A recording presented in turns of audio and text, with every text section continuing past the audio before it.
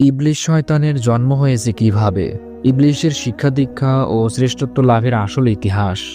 প্রিয় দর্শক, মানুষের প্রকাশ্য শত্রু ইবলিশ ছিল জিনজাতির সন্তান, কিন্তু একাগ্রচিত্রে ও নিষ্ঠার সাথে আল্লাহর ইবাদত বন্দেগী করতে করতে একটা পর্যায়ে সে ফেরেশতাদের সর্দার হয়ে ওঠে। তাহলে পরবর্তীতে সে কেন হয়ে গেল আমৃত্যু অভিশপ্ত? কোথায় তার জন্ম হয়েছে? কার কাছ থেকে সে শিক্ষা লাভ করেছে? কিভাবে সে পৃথিবী থেকে আসমানের জায়গা পেল? একে একে ৭ আসমানের উপর ঠাঁই পেল? কিভাবে ফেরেশতাদের সর্দার হলো? আর সবশেষে কেন অভিশপ্ত হলো? আজ আমরা এই সকল বিষয় নিয়ে বিস্তারিত আলোচনা করব। রহস্যময় এই আলোচনা শুনতে শেষ পর্যন্ত আমাদের সাথেই থাকুন। প্রিয় দর্শক, ইবলিশের মতো এত মেধাবী ও ধূর্ত জিনের জন্ম কিভাবে হয়েছে তা নিয়ে রয়েছে নানা কল্পকাহিনী। যেমন এক বর্ণনা থেকে জানা যায়, জিনদের পঞ্চম বাদশাহ হামুসের পুত্র ছিল ইবলিশের জনক। তার নাম ছিল খবিস। খবিসের আকৃতি ছিল ভয়ঙ্কর এক সিংহের ন্যায়। তার স্বভাব প্রকৃতিও সিংহের মতোই ছিল।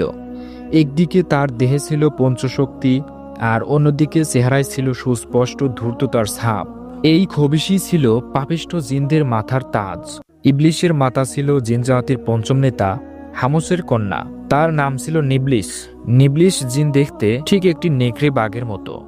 তার প্রকৃতিও ছিল অবিকল নেকড়ের ন্যায়।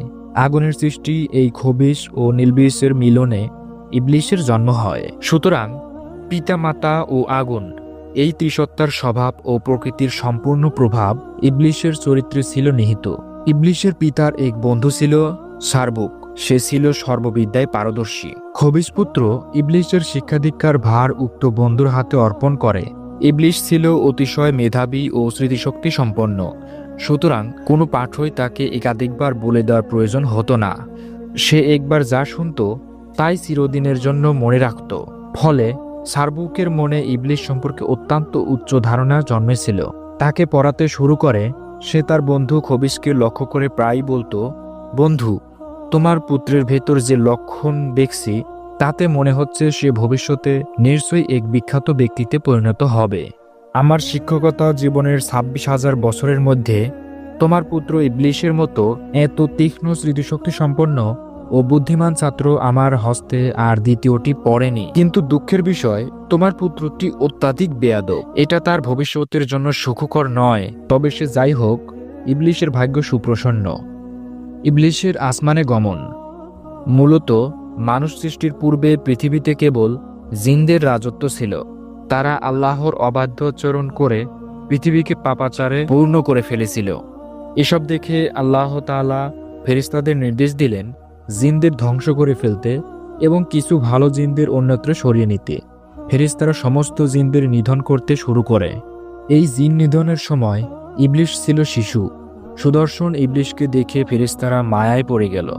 স্নেহবশত হত্যা না করে উল্টা তাকে লালন পালন করার জন্য আল্লাহর নিকট অনুমতি কামনা করে। আল্লাহর কাছে তারা প্রার্থনা করল যেন তাকে রেহাই দেওয়া হয়। আল্লাহ মুস্কি হাসলেন, কিন্তু ফেরেশতাদের প্রার্থনা মঞ্জুর করলেন। অনুমতি পেয়ে ফেরেশতারা ইবলিশকে আসমানে নিয়ে যায়। ফেরেশতারা তাকে প্রথম আসমানে নিয়ে নিজেদের প্রকৃতি ও স্বভাব অনুযায়ী আল্লাহর ইবাদত বন্দেগীর নিয়মকানুন শিক্ষাদান করল। ইবলিশ স্বীয় প্রতিভা বলে অনায়াসে ও স্বল্প সময়ে শিক্ষা লাভ করে দীর্ঘ ১,০০০ বছর প্রথম আসমানে আল্লাহর ইবাদত করল। সেখানকার ফেরেশতারা তার ইবাদতে একাগ্রতা ও নিষ্ঠা দেখে অবাক হয়ে বলতে লাগলো, আমরা ফেরেশতা জাতি কেবল আল্লাহর ইবাদতের জন্য সৃষ্টি হয়েছি। একমাত্র ইবাদতেই আমাদের শিক্ষা দীক্ষা ও ধ্যান ধারণা, সবকিছু। তবু কি আশ্চর্য, ইবলিশ আমাদের কাছে ইবাদতের কায়দা কানুন শিখে যে ইবাদত করছে তাতে তার ইবাদতের তুলনায় আমরা নিজেদেরকে তো মোটেই ইবাদতকারী বলতে পারি না।